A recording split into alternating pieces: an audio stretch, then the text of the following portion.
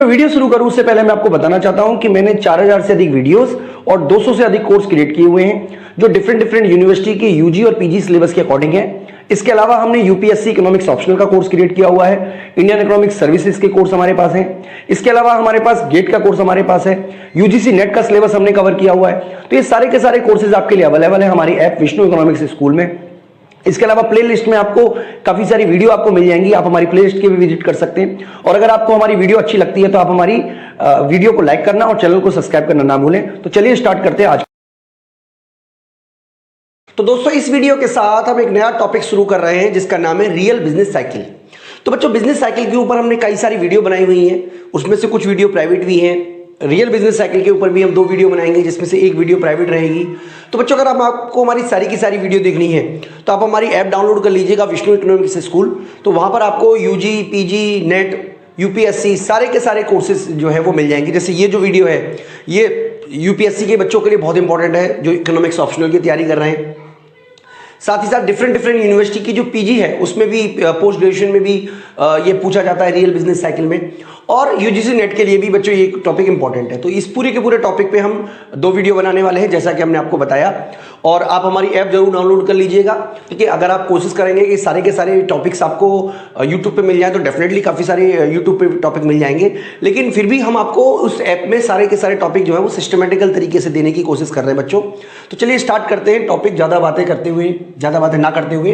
देखिए सबसे पहले बिजनेस साइकिल जो है वो क्या होता है वो भी आपको पता ही होगा, ऑलरेडी आपको पता है कि जो बिजनेस साइकिल है, देखिए ये उतार चढ़ाव आते रहते हैं इकोनॉमी में। मान लीजिए ये हम स्टेडी स्टेट लेके चले तो इकोनॉमी में इस तरीके से कुछ ना कुछ उतार चढ़ाव हमेशा ही आते रहते हैं जिसको कि हम बिजनेस साइकिल के नाम से जानते हैं। अब बिजनेस साइकिल में कई सारी थ्योरीज हैं जिसमें हिक्स की थ्योरी है, ठीक है, काल्डोर की है, और भी कई सारी बिजनेस साइकिल थ्योरीज हैं जो हमने ऑलरेडी पढ़ी हुई हैं बच्चों। अधिकतर क्या बल्कि सभी बिजनेस साइकिल थ्योरी का, बल्कि लुकास की भी जो अप्रोच है वहां तक, जो रैशनल एक्सपेक्टेशन कहते हैं वहां तक, सभी लोगों का ये मानना था कि जितने भी उतार चढ़ाव आते हैं, ठीक है, वो एग्रीगेट डिमांड में चेंज होने की वजह से आते हैं। यानी कि एग्रीगेट डिमांड बढ़ती है तो मतलब डिमांड बढ़ती है तो इकोनॉमी में बूम आएगा, और डिमांड घटती है तो इकोनॉमी में रिसेशन आएगा। इस तरीके की मान्यता रही है बच्चों सभी अर्थशास्त्रियों की। लेकिन ये दौर जो है 1980 के बाद थोड़ा चेंज हुआ और एक नया कंसेप्ट आया जिसको हम रियल बिजनेस साइकिल के नाम से जानते हैं। तो जो रियल बिजनेस साइकिल है वो एग्रीगेट डिमांड पे ज़्यादा फोकस नहीं करता, बल्कि एग्रीगेट डिमांड की जगह उनका ये मानना है कि जितने भी इकोनॉमिक फ्लक्चुएशन आते हैं वो रियल फैक्टर्स एग्रीगेट सप्लाई की वजह से आते हैं, और एग्रीगेट सप्लाई में जो चेंज आते हैं वो रियल फैक्टर की वजह से आते हैं। इसलिए इसको रियल बिजनेस साइकिल कहा जाता है। यानी कि जितने भी चेंजेस आते हैं इकोनॉमी में वो एग्रीगेट सप्लाई की वजह से चेंज आते हैं, और एग्रीगेट सप्लाई की वजह से चेंज आने की वजह से जो इकोनॉमी है उसमें बूम और रिसेशन आते हैं। यानी कि ये पहली थ्योरी है जो ये कहती है कि जो बूम और रिसेशन है वो इकोनॉमिक एग्रीगेट डिमांड की वजह से नहीं आती, बल्कि एग्रीगेट सप्लाई में चेंज होने की वजह से बूम और रिसेशन आते हैं। तो इसके बारे में हम आगे डिस्कस करेंगे किस तरीके से बूम आता है, किस तरीके से रिसेशन आता है। तो इसमें जो सबसे इंपॉर्टेंट फैक्टर माना गया है इकोनॉमी में फ्लक्चुएशन का वो है टेक्नोलॉजिकल चेंज। यानी कि अगर टेक्नोलॉजिकल चेंज होता है, अगर पॉजिटिव होगा तो बूम आएगा, नेगेटिव चेंज होगा तो रिसेशन आएगा, और लॉन्ग रन में किस तरीके से एडजस्टमेंट प्रोसेस चलता है वो हम आपको इस वीडियो के थ्रू बच्चों समझाने वाले हैं। यहां पर मैं आपको बता देता हूं कि हम चाहे तो एग्रीगेट सप्लाई शॉक की आप बात कर रहे हैं, चाहे तो हम कॉन्ट्रैक्शनरी शॉक भी ले सकते हैं जिसमें हम टेक्नोलॉजी को डिग्रेडेशन करेंगे और टेक्नोलॉजी को अपग्रेड भी कर सकते हैं जिससे कि हमारे यहाँ पे पॉजिटिव शॉक आएगा एग्रीगेट सप्लाई में। तो बच्चों हम इस पूरे की पूरे टेबल में कई सारे डायग्राम्स बनाएंगे, लेबर मार्केट का बनाएंगे, कैपिटल मार्केट का बनाएंगे, ठीक है। इसके अलावा रियल जीडीपी के ऊपर क्या असर पड़ेगा, ये सब बातें हम आपको 2 वीडियो के अंदर पूरी तरीके से समझाने की कोशिश करेंगे। तो बच्चों मैं उम्मीद करता हूं कि आपको अच्छी तरीके से टॉपिक समझ में आ जाएगा। तो टॉपिक शुरू करूं उससे पहले कुछ अजम्पशन से वो एक बार आप ध्यान से समझ लीजिए, फिर उसके बाद हम टॉपिक शुरू करते हैं। तो बच्चों अगर हम अजम्पशंस की बात करें तो सबसे पहले अजम्पशन है there is a single commodity. मतलब हम ये मान के चल रहे हैं कि पूरी की पूरी इकोनॉमी में एक ही कमोडिटी है। इसके अलावा दूसरी अजम्पशन हमने ये ली है कि जो प्राइस है और साथ ही साथ जो वेज है वो फ्लेक्सिबल है, यानी कि ये भी क्लासिकल मॉडल की ही मान्यता है। इसके अलावा मनी जो है वो न्यूट्रल है। इसका मतलब अगर मनी की सप्लाई बढ़ाते हो तो प्राइस भी बढ़ जाएगा, जिसकी वजह से जो रियल फैक्टर्स हैं वो सेम रहेंगे। अगला जो हमारी अजम्पशन है वो है fluctuation in employment are due to behaviour of workers and are purely voluntaries, ठीक है। इसके अलावा population is given and labour force is fix, यानी कि लेबर की जो फोर्स है वो फिक्स है और पॉपुलेशन हमें गिवन है। और ये भी हमारी मान्यता है कि जो भी इकोनॉमिक एजेंट है, चाहे वो फर्म हो चाहे वो इंडिविजुअल व्यक्ति हो, सभी के सभी रैशनल बिहेवियर करेंगे। इसके अलावा इकोनॉमी जो है वो स्टेडी स्टेज में है, और ये भी हमारी पहली एक अजम्पशन है। इसके अलावा कांस्टेंट रिटर्न टू स्केल है। कांस्टेंट रिटर्न टू स्केल का क्या मतलब है कि अगर हम लेबर और कैपिटल को डबल करते हैं तो प्रोडक्शन भी डबल हो जाएगा, ठीक है। और जो भी हमारी इनकम होगी या तो वो कंज्यूम कर ली जाएगी या फिर इन्वेस्टमेंट कर दी जाएगी। तो ये हमारी बेसिक कुछ अजम्पशंस हैं। तो इसके बाद हम आगे थ्योरी को समझना शुरू करते हैं। तो बच्चों, टॉपिक को हम और ज़्यादा ब्रॉड तरीके से समझें उससे पहले देखिए एक ग्राफ है, इसको आप ध्यान से समझ लीजिए। यहाँ पर हमें दो फिगर दिखाए हुए हैं। फिगर 1 में हमें बताया हुआ है annual growth rate of technology, और दूसरा फिगर में बताया हुआ है annual growth rate of real output, ठीक है। यानी कि यहाँ पे नीचे वाले जो फिगर 2 है उसमें रियल जीडीपी को दिखाया हुआ है, और ऊपर वाले फिगर में हमें एनुअल ग्रोथ रेट को दिखाया हुआ है। तो बच्चों, ये यूएस के डेटा है, जिससे हमें पता चलता है कि जब जब टेक्नोलॉजिकल शॉक आया है, यानी कि जब टेक्नोलॉजिकल अपग्रेडेशन हुआ है, ठीक है, जैसे 1960 के अराउंड में हुआ है, 60 से पहले मतलब 1957 अराउंड में, तब तब जो जीडीपी का लेवल है वो भी राइज हुआ है। और जैसे ही टेक्नोलॉजिकल डिग्रेडेशन हुआ है, जैसे देखिए 1975 के अराउंड में, लगभग 1974 में एक तरीके का टेक्नोलॉजिकल शॉक आया है, ठीक है, यानी कि डिग्रेडेशन शॉक आया है, यानी जिसकी वजह से जो रियल जीडीपी है वो गिरी है। तो अगर आप इस पूरे के पूरे ग्राफ को सही तरीके से एनालाइसिस करेंगे तो आप पाओगे कि अमेरिका में जब जब टेक्नोलॉजिकल अपग्रेडेशन हुआ है, टेक्नोलॉजी इंप्रूव हुई है, और लगभग जिस रेट से इंक्रीज़ हुई है उससे थोड़ी सी ज़्यादा रेट से हमारी एनुअल जीडीपी इंक्रीज़ हुई है। और जब जब हमारा जो टेक्नोलॉजिकल डिग्रेडेशन हुआ है, जैसे कि 2 बार आपको डेटा में दिख रहा होगा, इसके अलावा 1980 आप कह सकते हो 82-83 के अराउंड में भी आपको एक बार शॉक दिख रहा है, डाउनवर्ड शॉक टेक्नोलॉजी में, तब जीडीपी भी शॉक हुई है। तो ये ग्राफ पूरी तरीके से ये बताने की कोशिश कर रहा है कि annual growth rate of technology में और annual growth rate of real output में एक तरीके का पॉजिटिव कोरिलेशन है। यानी कि जब जब टेक्नोलॉजी अपग्रेड होती है तब तब जो annual growth rate of real GDP है वो भी इंक्रीज होती है, और जब जब टेक्नोलॉजी डिग्रेडेशन होता है तब तब जो का कह सकते हो कि जो रियल आउटपुट है वो फॉल होता है। तो ये आपको पूरा का पूरा टेबल बताने वाला है, बताते हैं बच्चों। तो इसी को हम बोलते हैं एक तरीके से रियल बिजनेस साइकिल, यानी कि जो उतार चढ़ाव आ रहे हैं रियल जीडीपी में वो सारे के सारे टेक्नोलॉजी की चेंज की वजह से उतार चढ़ाव आ रहे हैं, जिसके बारे में हम आगे डिस्कस करेंगे। मैं उम्मीद करता हूं कि आपको एजम्पशन समझ में आ गए होंगे। सारे के सारे एजम्पशन वही हैं जो क्लासिकल मॉडल में लिए थे, न्यू क्लासिकल में भी वही एजम्पशन हमने यूज किए हुए। तो यहाँ पे देखिए जितने भी फंक्शन है सब टेक्नोलॉजी चेंज की वजह से आएंगे।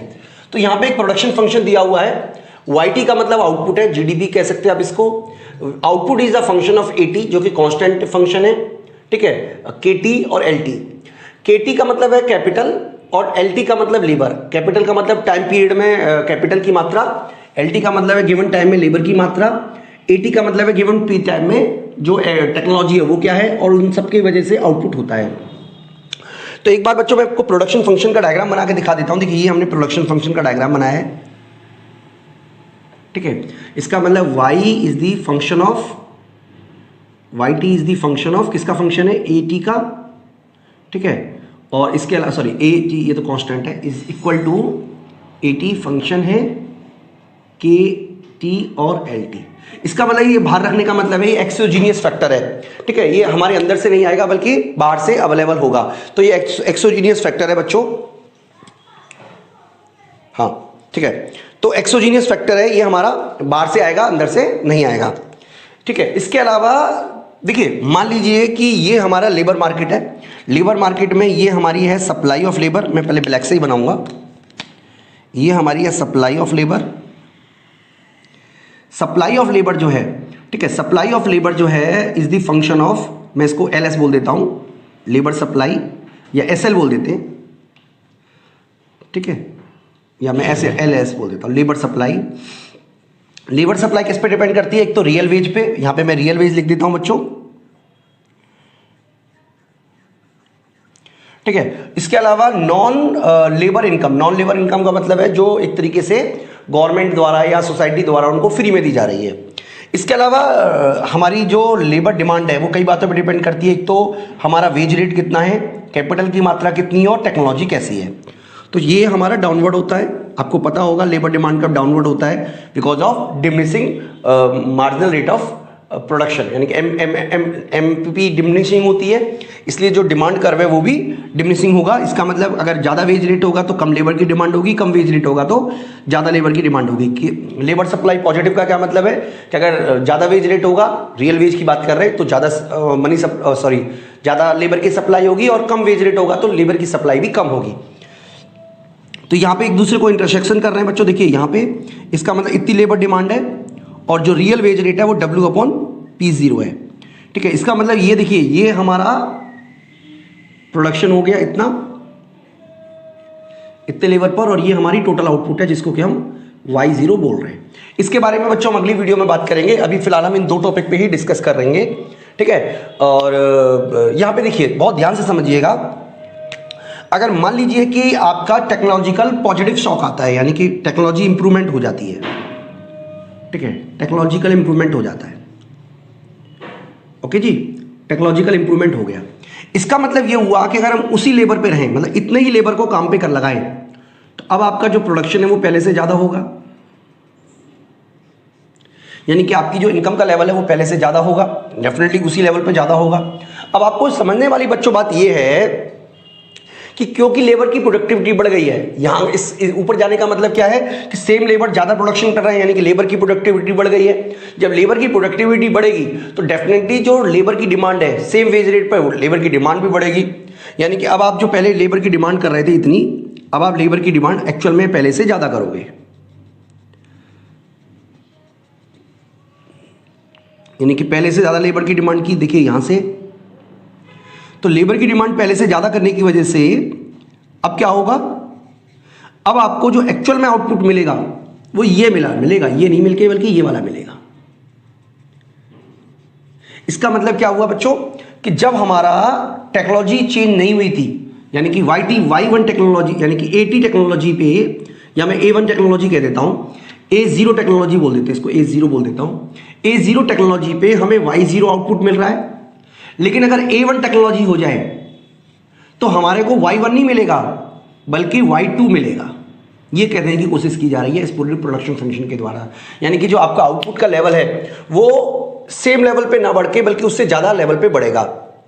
ठीक है बच्चों, तो यहाँ पे ये समझाने की कोशिश की जा रही है। अब देखिए लेबर मार्केट में क्या होगा वो भी मैं आपको बता देता हूँ। इसकी वजह से अब आप देखिए रियल वेज रेट जो है वो बढ़ जाएगा, यानी कि शॉर्ट रन में तो यही प्रोसेस रहेगा।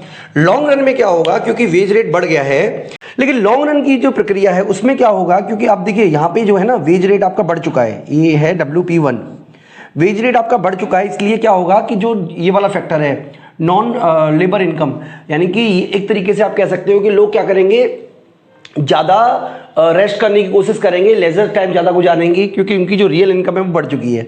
इसलिए लॉन्ग टर्म में आपका जो सप्लाई ऑफ लेबर है वो लेफ्टवर्ड शिफ्ट कर जाएगा, और ओवरऑल इसका ये होगा कि लॉन्ग रन में आप उसी लेवल पे आप आ जाओगे, जबकि आपकी जो वेज रेट है वो बढ़ जाएगा। ठीक है, तो ये आपकी लॉन्ग रन की प्रक्रिया है जो आपको समझनी चाहिए थी। इस तरीके से बच्चों प्रोडक्शन फंक्शन का जो लेबर मार्केट है वो काम करेगा। तो ये मैं उम्मीद करता हूं कि आपको प्रोडक्शन फंक्शन के बारे में समझ में आ गया होगा, यानी कि ओवरऑल आपकी जो डिमांड बढ़ेगी लेबर की, उसकी वजह से ज़्यादा प्रोडक्शन होगा, तो ये एक तरीके से बूम आ गया, यानी कि ज़्यादा आउटपुट होगा। अब आउटपुट होने की वजह से क्या होगा, देखिए जैसे इनकम होती है उसके दो हिस्से हो जाते हैं, एक सेविंग कंजम्पशन और एक सेविंग। तो क्योंकि सेविंग बढ़ रही है इसलिए डेफिनेटली ये कैपिटल मार्केट को भी असर देगी। ठीक है, साथ ही साथ इसका जो असर पड़ेगा वो प्राइस लेवल पे भी पड़ेगा। इसके बारे में बच्चों हम अगली वीडियो में आपसे डिस्कस करेंगे। एक डायग्राम बस मैं आपको बता देता हूँ, ये वाला, इसमें तीन चीज़ हमने ली हैं, इन्वेस्टमेंट, ठीक है, ए मतलब टेक्नोलॉजी, और ये हमारा वाई होना चाहिए, वाई का मतलब इनकम। तो तीन चीज़ ली है हमने, इन्वेस्टमेंट, टेक्नोलॉजी और अब कह सकते हो इनकम। तो देखिए जैसे मान लीजिए टेक्नोलॉजी है, पीरियड 1 में मान लीजिए यहाँ पर हम हैं, तो टेक्नोलॉजी क्या कर रही है, इंप्रूवमेंट करके यहाँ पे आ गई।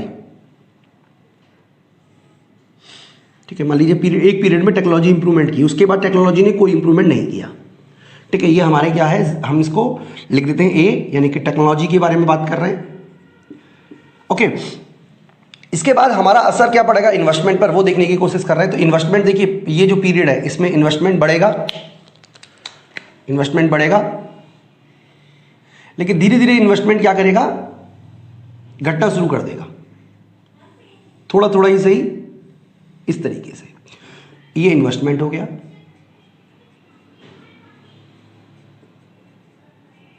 ठीक है, ये क्या बताने की कोशिश की जा रही है? देखिए, जब आप टेक्नोलॉजी चेंज करते हो तो टेक्नोलॉजी चेंज करने की वजह से एक बार टेक्नोलॉजी में जो चेंज आया उससे आपका, देखिए यहां पर आपकी इनकम बढ़ेगी, सेविंग बढ़ने से इन्वेस्टमेंट बढ़ेगा, फिर इन्वेस्टमेंट बढ़ेगा तो फिर इनकम बढ़ेगी, इनकम बढ़ेगी तो फिर इन्वेस्टमेंट बढ़ेगा। लेकिन धीरे धीरे आप देखोगे कि इन्वेस्टमेंट धीरे धीरे कम होता चला जाएगा और वापस स्थिर हो जाएगा इस जगह पे आके। वही बात इनकम की करें तो इनकम में देखिए किस तरीके से चेंज आता है। मान लीजिए इनकम बढ़ेगी, फिर थोड़ी सी इनकम और बढ़ेगी, फिर थोड़ी और इनकम बढ़ेगी, इस तरीके से हमारा इनकम का डायग्राम बनेगा। मतलब इनकम में जो चेंज है वो धीरे धीरे कम होता चला जाएगा, जो इन्वेस्टमेंट है वो एक बार बढ़ेगा फिर धीरे धीरे घटता चला जाएगा। इनकम बढ़ेगी, हर बार बढ़ती रहेगी, इन्वेस्टमेंट एक बार बढ़ेगा लेकिन धीरे धीरे गिरता रहेगा, और टेक्नोलॉजी एक बार चेंज होगी और फिर कांस्टेंट रह जाएगी। तो बच्चों इस सभी के बारे में हम आगे भी डिस्कस करेंगे अगली वीडियो में। मैं उम्मीद करता हूं कि जो आपका फर्स्ट पार्ट है वो उसमें आपको ये लेबर मार्केट का और प्रोडक्शन फंक्शन किस तरीके से बिजनेस साइकिल की वजह से चेंज होते हैं, रियल बिजनेस साइकिल की वजह से। रियल बिजनेस साइकिल इसे इसलिए कहा जाता है क्योंकि रियल फैक्टर जो है, ठीक है, technology is the real factor, उसकी वजह से जो लेबर मार्केट है उसमें चेंज आया है। आगे वाली वीडियो में हम बाकी की जो चेंजेस हैं उसके बारे में भी बात करेंगे बच्चों। इस वीडियो में इतना ही, थैंक यू।